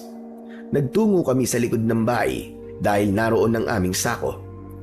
Mula sa sako namin ay kinuha namin ng itak at ang mga damit na ginagamit namin sa tuwing nakikipaglaban kami sa mga aswang. Itinakip na rin namin ang bandana sa aming muka at saka kami naglakad-lakad sa baryo upang maghanap ng mga aswang. Habang naglalakad kami, ay isang aswang ang lumitaw sa aming unahan. Nanlilisik ang namumula niyang mga mata at bigla siyang tumakbo palapit sa amin ni Lowell. Sinalubong ko ang aswang pero nagawa niyang iwasan ang mga pag-ataking ginawa ko. Sabay naming inatake ni Lowell ang aswang at sabay din naming itinarak ang aming mga itak sa kanyang tiyan. Umalingaw-ngaw sa katahimikan ng gabi ang malakas na sigaw ng aswang. Napansin ko ang pagbukas ng pinto at bintana ng mga bahay. Sumilip ang mga tao at hindi sila makapaniwala sa kanilang nakita. Ganun pa man, tiwala ako na walang makakakilala sa amin ni Lowell kaya ipinagpatuloy namin ang pakikipaglaban sa aswang. Hinugot namin ang itak sa katawan ng aswang. Tinaga ko sa gilid ng leeg ang aswang at lumikha yun ng malalim na sugat. At tuluyan nang natapos ang buhay ng aswang nang itarak naman ni Lowell ang itak sa tapat mismo ng puso nito. Agad na bumagsak ang aswang sa lupa. Doon na tuluyang lumabas ang mga tao sa kani-kanilang bahay. Para makaiwas sa kanilang mga pagtatanong, ay nagmamadali kaming tumakbo palayo sa mga tao. Nang gabing yun, ay masaya kami dahil isang aswang na naman ang aming napaslang. Mabuti na lang at walang nagtangkang sundan kami. Marahil ay nagulat talaga ang mga tao sa nakita nila, kaya hindi na nila naisip na alamin kung sino kami ni Lowell. Dumaan muna kami sa Talayban at saka kami dumiretso sa bahay ni Tatang Erning. Nagpalit kami ng damit at pumasok na kami sa bahay. Natigilan kami ni Lowell nang naabutan namin si Tatang Erning na nakaupo sa papag habang nakatingin sa aming dalawa. Tatang, bakit gising na po kayo? Kayong dalawa, saan kayo galing? Huwag niyong sabihin na may sumakit na naman na tiyan sa inyong dalawa at nagpunta kayo sa Talayban. Ganun na nga po. Pero si Lowell naman po nagbawa sa Talayban. Siya naman po sinamahan ko. At paano sasakit ang tiyan niya? Hindi naman panis ang kinain natin sa maghapon dahil kayo mismo'ng dalawa ang bumili ng pagkain natin. Alam kong may kailangan kayong aminin sa akin. Kaya umamin na kayo. Ano po ba sinasabi niyo, Tatang Erning? Wala naman po kaming dapat aminin sa inyo. Nakita ko kayo kanina. Nilabanan niyo yung aswang at pinatay niyo. Kayo ang dalawang lalaking nakikipaglaban sa mga aswang. Hindi niyo na may tatago sa akin yon. Talaga po ba? May pinatay kaming aswang? Huwag na kayong magmaang-maangan. Hindi niyo na ako mapapaniwala sa mga kasinungalingan ninyo. Akala niyo ba ay tulog na ako kanina? Nagkunwari lang akong tulog dahil malakas talaga ang kutob ko na kayo ang mga tagapagtanggol. Nakita ko kayo na nagpalit ng damit sa likod ng bahay. Nasaksihan ko kung paano niyong pinatay ang aswang at pagkatapos ay nagmamadali kayong umalis. Huwag na kayong magpanggap dahil alam ko na ang lahat. Booking na kayo! Bigla kaming natahimik ni Lowell. Nagkatinginan kaming dalawa. Alam ko na sa pagkakataong yun ay wala na talaga kaming lusot kay Tatang Erning. Wala na kaming magagawa kundi ang umamin sa kanya. Tama po kayo, Tatang. Kami nga pong nakikipaglaban sa mga aswang na sumasalakay dito. Pasensya na po kayo kung inilihim namin yun sa inyo. Hindi naman ako nagagalit sa inyo. Ang totoo nga niyan ay sobra akong natutuwa at nagpapasalamat dahil dumating kayo rito sa aming lugar sa panahong kailangan namin ng kagaya nyo. Ang ipinagtataka ko lang ay ano ang dahilan kung bakit ayaw ninyong malaman na kayo ang aming tagapagtanggol. Dahil naniniwala po kami na hindi kailangan malaman ng mga tao ang tulong na ginagawa namin. Ang totoo po niyan, Tatang, ay nagpupunta po kami ni Lowell sa iba't ibang lugar kung saan mayroong mga aswang na banta sa buhay ng mga tao. Ito po ang ginagawa namin ay paraan namin para bigyan po ng pagpupugay ang namayapa naming tatay na dati rin po manunugis.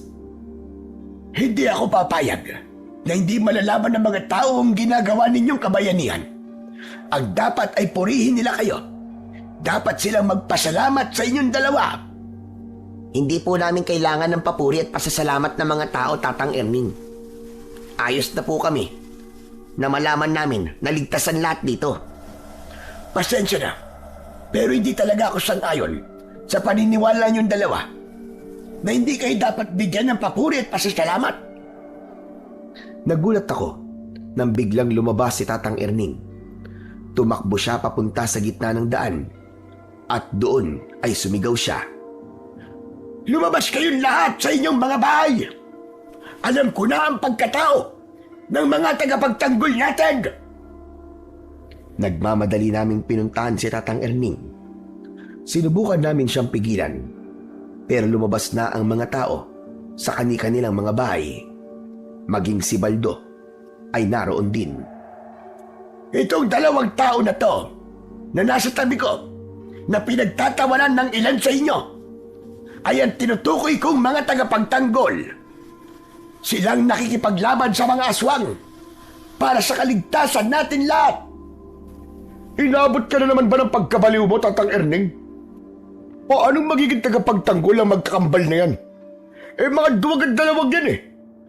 Isasuntok ko nga lang sa isa sa mga yan, bumagsak na. Maniwala ka sa sinasabi ko, Baldo. Sila talaga ang pumapatay sa mga aswang. Maniwala kayo sa akin. Nagsasabi ako ng totoo. Dapat tayo magpasalamat sa kambal na ito dahil ibinubuwis nila ang sarili nilang buhay para sa ating lahat, para sa ating kaligtasan. Tumigil ka na sa kasinungalingan mong yan, tanda. Kung kayo nga ay hindi naniniwala na ako ang pumatay sa mga aswang, ay mas lalong hindi ka panipaniwala na ang dalawang yan ang nakikipaglaban sa mga halimaw na yon. Tatang, tama na po, Tatang. Wala pong maniniwala sa inyo. Nakikiusap po kami sa iyo na huwag niyo na pong pilitin na maniwala sa inyo mga tao. Tara na po. Pumasok na po tayo sa bahay niyo. Tara na, Tatang. Tinignan ko si Tatang Erning ng diretso sa kanyang mga mata. Nang sandaling yon ay naramdaman ko na para bang naintindihan niya na ako. Kaya tumango siya at mag-isa siyang bumalik sa loob ng kanyang bahay. Humingi naman ako ng paumanhin sa mga taong naroon.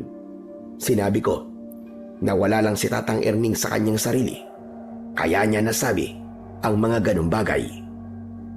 Nagsimulang bumalik ang mga tao sa kanilang mga bahay at doon na namin sinundan ni Lowell si Tatang Erning. Tatang, alam ko na gusto niyong baguhin ang tingin ng mga tao sa amin dito. Pero wala po talaga kaming balak ni Lowell na ipaalam sa kahit na sino dito kung sino kami at kung anong ginagawa namin. Sana po ay irespeto niyo po ang bagay na yon. Naiintindihan ko na kayo. Pasensya na ako, masyado akong nadala sa aking damdamin at sa gustuhan kong matuwa ang mga tao sa inyo.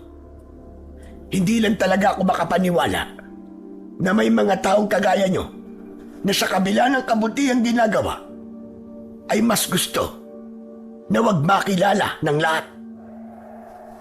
Isa po kasi yan sa bili ng tatay namin sa amin. At alam po namin ni Lowell ang dahilan kung bakit gusto ng tatay namin na walang makaalam na nakikipaglaban po kami sa mga aswang.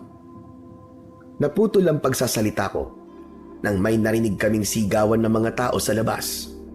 Ano nangyayari? Bakit parang may nagkakagulo? Mukhang may sumasalakay pong aswang, Tatang. Dito lang po kayo sa loob ng bahay nyo. Kailangan po naming harapin ang aswang na yon. Sige, mag-iingat kayong dalawa. Nagmamadali kaming nagpalit ng damit ni Lowell at agad naming hinanap kung nasaan ang kaguluhan. Hindi nagtagal ay nakita namin ang isang aswang. Mas malaki siya kumpara sa mga naunang aswang na pinatay namin at agad kong naramdaman ang kakaiba niyang lakas. Hoy! Kami ang harapin mo! Sabihin niyo sa akin, kayo ba ang dalawang manunugis na pumatay sa mga alagad ko? Kami nga! At ikaw na ang isusunod namin sa kanila! Huwag niyo akong itulad sa mga naunang aswang na pinatay niyo. Dahil ako ang kanilang pinuno, ako ang tatapos sa inyo. Mga handang kayo sa kagustuhan kong sakupin ang lugar na ito para gawin kong kuta. Kalil, mukhang malakas ang isang yan. Humanda ka. Alam ko, nararamdaman ko ang lakas niya. Huwag tayong maging kampante kambal. Dahil parang mahihirapan tayo dyan. Inihanda namin ni Lowell ang aming sarili sa pakikipaglaban. Sabay kaming tumakbo palapit sa pinuno ng mga aswang. Nanatili siyang nakatayo at parang hinihintay niya kaming makalapit sa kanya.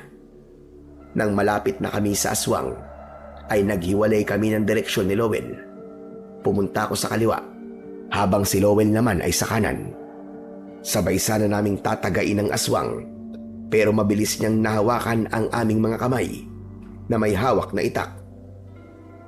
Nakakalokong ngumisi ang aswang.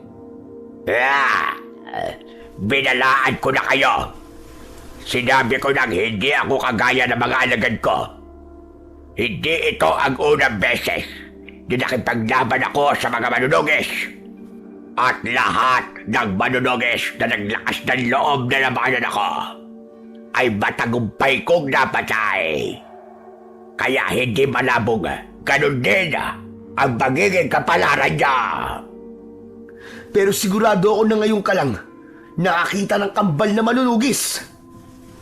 Magkasabay namin sinipa ni Lowell sa tiyan ang aswang. Nabitiwan niya kami at napaatras siya. Muli kaming sumugod at sa pagkakataon na yon ay nagawa kong tagain sa balikat ang aswang. Habang si Lowell naman ay tumakbo sa likod ng aswang. Humiga siya sa lupa at ginamit niya ang kapangyarihan ng mutya ng kambal tuko upang humalo siya sa kulay at tekstura ng lupa. Muli kong inatake ang aswang at nagpalitan kami ng pag-atake. Ilang beses ko siyang nataga at nasaksak. Pero kahit duguan na siya, ay hindi ko siya nakitaan ng panghihina. Sandali akong lumayo sa aswang at ngumisi ako. Mukhang tama nga ang sinabi mo. Mas malakas ka nga kumpara sa mga walang kwenta mong alagad. Pero ito ang tatandaan mo. Wala ka pa rin laban sa amin ng kambal ko. Kambal? Pero nasa na sinasabi mo kambal mo? Kanina ko pa siya hindi nakikita. Mukhang iniwala ka na niya dahil natakot na siya sa akin. Kahit mag-isa na lang ako ngayon, ay kayang-kaya pa rin kitang talunin. Hindi ko na kailangan ng tulong ng kambal ko. Hindi ko alam kung saan ka kumukuha ng lakas ng loob para sabihin sa akin ang mga bagay na yan. Pero sisiguraduhin ko sa iyo na magsisisi ka na dahil kinalaban mo ka. Malakas na humalakak ang aswang at muli siyang sumugod sa akin. Mas naramdaman ko ang kapangyarihan ng mutya ng kambal tuko ng sandaling yun. Alam kasi ng mutya kung kailan ko siya mas kailangan gamitin. Hindi na lang itak ang ginamit ko para labanan ang pesteng aswang. Sinamahan ko na rin yun ng suntok at sipa. Sunod-sunod ang naging pag-atake ko sa kanya, kaya wala siyang nagawa kundi ang umatras ng umatras. Sinadya kong gawin yon hanggang sa nakita ko na malapit na siya kay Lowell. At nang malapit na ang aswang sa kinahihigaan ng kakambal ko, ay biglang itinarak ni Lowell ang itak sa talampakan ng aswang. Doon na niya ipinakita ang sarili niya sa aming kalaban. Napaupo ang aswang habang bakas ang sakit sa kanyang muka dahil sa malalim na sugat sa kanyang paa. Tumayo kami ni Lowell sa harapan ng aswang. Napalagay mo ba? Hahayaan ko makipaglaban ang kakambal ko na mag-isa? Wala kami naging laban na hindi kami magkasama. Buang ka. Karon na ang imong katapusan. Magalimbungan mo! Unsang klase nga mahika ang inyong gigamit. Gilibog ninyo ko Dili mo patas makigaway! Hoy, Tagalog ni. Di ako marunong magsibuano. Tsaka bakit parang paiyak ka na? Natatakot ka na ba? Dahil alam mong nalalapit na ang katapusan mo. Galit na umangil ang aswang. Tatayo pa sana siya. Pero hindi na namin siya binigyan ng pagkakataon para makabawi. Sabay naming inatake ang aswang at sabay din naming itinarak ang aming mga itak sa ibabaw ng ulo ng aswang. Napamaang ang aswang at tila hindi siya makapaniwala sa bilis ng aming paggalaw. Nang hugutin namin ng itak, ay tuluyan na siyang bumagsak at doon na siya binawian ng buhay. Makalipas ang ilang sandali, ay halos palibutan na kami ng mga tao. Maya-maya pa, ay lumapit sa amin si Baldo na may malaking ngiti sa labi. Maraming salamat sa tulong niyo sa aming baryo. Bilang ako ang anak ng aming kapitan, inuutusan ko kayong magpakilala sa aming lahat. Gusto kong makita ang mukha ninyo. Hindi niyo na kami kailangan makilala. Sapat na sa amin na nagagawa namin ang aming misyon sa inyong lugar.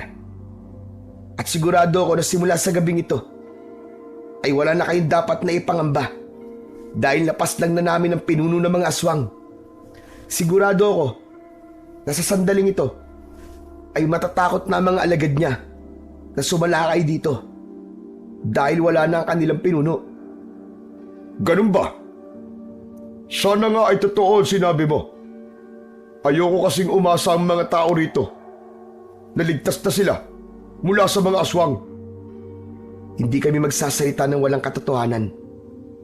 At isa pa, sa ilang araw na pananatili namin sa lugar nyo, ay nakikita namin ang lahat na nangyayari dito.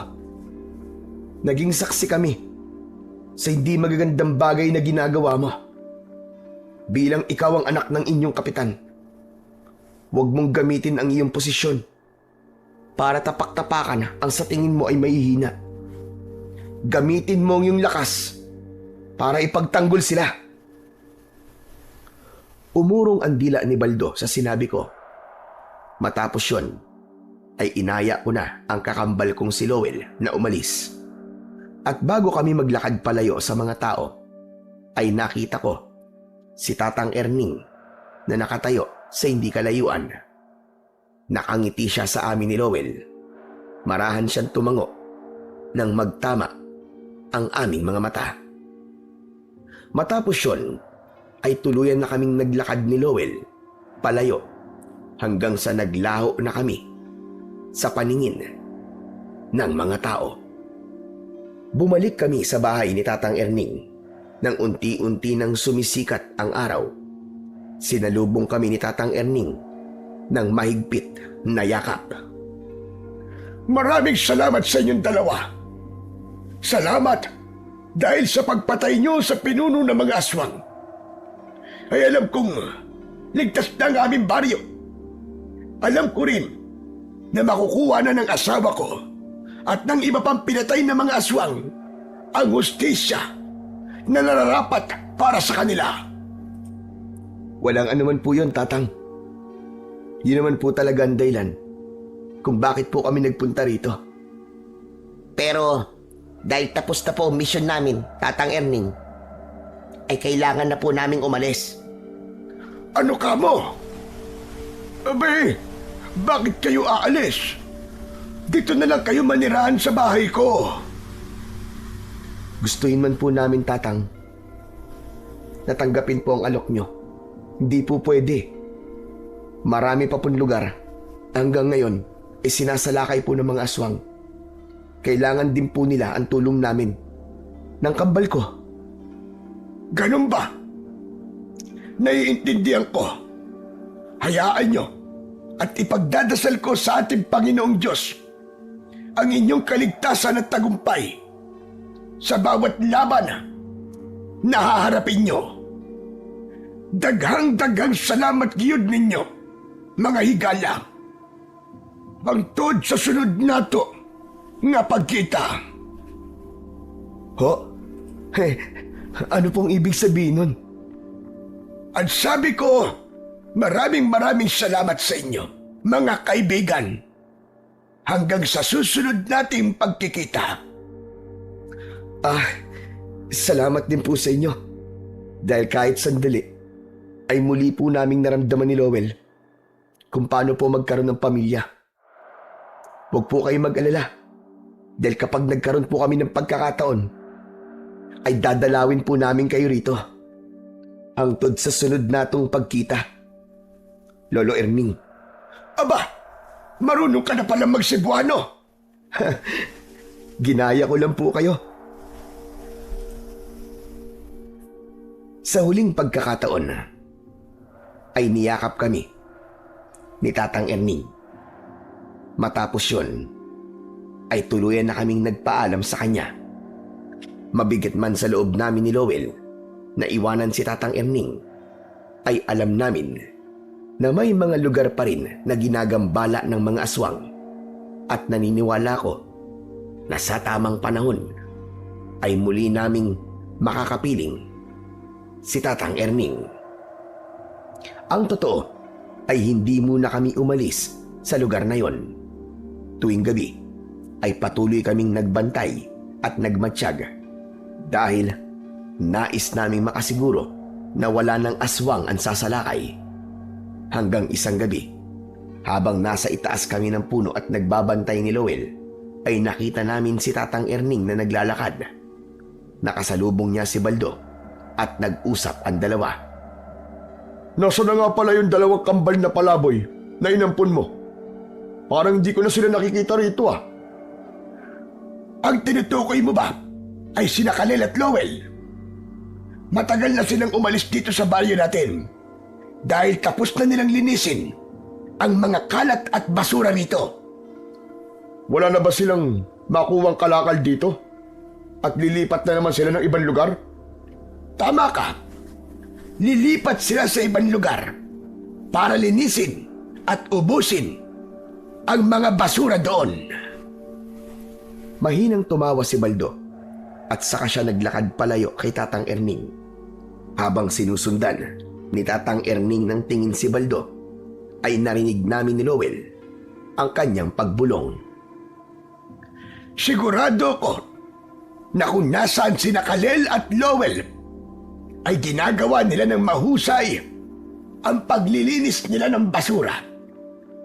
Naniniwala ako na hindi magtatagal ay tuluyan na nilang mauubos ang mga kalat o mas tamang sabihin kong mga aswang na nagdadala ng takot sa mga tao. Matapos yun, ay naglakad ng palayo si Tatang Erning. Nagkatinginan kami ni Lowell ng sandaling yon ay nahinuha namin na tapos na talaga ang misyon namin sa lugar na yon. Tuluyan na kaming umalis ni Lowell sa lugar na yon. Ipinagpatuloy namin ang pagpunta sa iba't ibang lugar na sinasalakay ng mga aswang. Pero hindi namin nakalimutan si Tatang Erning. Binalikan namin siya at tinulungan namin siyang madala sa isang mental hospital para magamot ang kanyang problema. Halos 1 taon nang lumipas bago siya nakalabas. At nang lumabas siya roon, ay para na siyang isang bagong tao. Sa kasalukuyan, huminto na muna kami ni Lowell sa pagiging manunugis. Payapa at masaya na kaming nakatira sa bahay namin kasama si Tatang Erning na parabang tunay na rin naming lolo. Marami akong natutunan sa lahat ng nangyari. Napatunayan ko na hindi kailangan malaman ng mga tao ang kabutihang ginagawa mo dahil alam namin ni Lowell na lahat ng ginagawa namin ay nakikita ng Diyos sa langit. Alam ko rin na maaaring dumating ang araw na kailangan namin bumalik sa pakikipaglaban sa mga aswang. Pero sigurado ko na walang laban ang hindi namin mapagtatagumpayan basta't magkasama at nagtutulungan kami ng kakambal kong si Noel. Hanggang dito na lamang po ang aming kwento at sana ay marami po kayong natutunan na aral. Sa kwentong inyong napakinggan ay pinatutunayan lamang ng tunay na pagtulong ay yaong ginagawa ng tahimik at taus-puso. Hindi para purihin, hindi para suklian, kundi dahil may malasakit at pag-ibig ka sa kapwa. Ito ang kabutihang nagmumula sa pusong marunong umunawa sa hirap ng iba. Kapag ang pagtulong ay walang hinihintay na kapalit, magiging mas dalisay ito. Walang bahid ng pagmamataas, walang bahid ng interes. Tulad ng sinasabi sa mga gawa, Kabanata 20, Talata 35, mas mapalad ang magbigay kaysa tumanggap. Ipinapaalala nito na ang tunay na biyaya ay hindi lamang nasa tinatanggap, kundi higit sa lahat, nasa pagbibigay. Sa huli, ang kabutihang ginagawa ng lihim at walang kapalit ay hindi nawawala sa paningin ng Diyos.